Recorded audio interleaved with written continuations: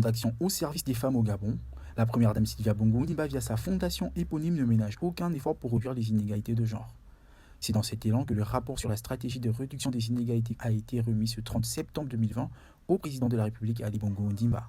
Un rapport présenté par le cabinet Roblon-Berger. Parmi les pays d'Afrique subsaharienne, le Gabon figure notamment déjà en bonne position en matière de participation des femmes à la vie politique, avec le renforcement de la réglementation et l'émergence de personnalités féminines politiques de premier plan. Par ailleurs, le Gabon affiche l'un des taux de scolarisation au primaire les plus élevés d'Afrique.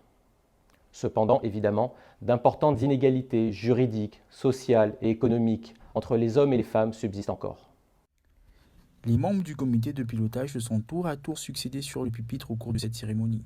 Un comité de pilotage présidé par la première dame Sylvia Bongo Ondimba.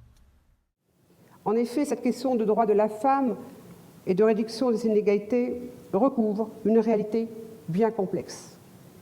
La quête d'égalité n'est pas simplement une cause juste. Elle ne répond pas simplement à un devoir de la nation, de reconnaissance ou de protection envers ses citoyens. La quête d'égalité, c'est aussi apporter une réponse au gâchis économique généré par les injustices subies par les femmes. C'est mettre fin aux inégalités salariales, développer tous les potentiels encouragés à plus de mixité. En véritable défenseur des droits de la femme et combattant des inégalités de sexe, le président de la République entend étendre son action. Le rapport présenté propose la mise en œuvre de propositions au cours des 3 prochaines années. C'est un objectif ambitieux, mais que je partage totalement. Car 3 ans à quelques mois près, cela nous projette à l'année 2025, ce qui correspond au terme de la décennie de la femme au Gabon.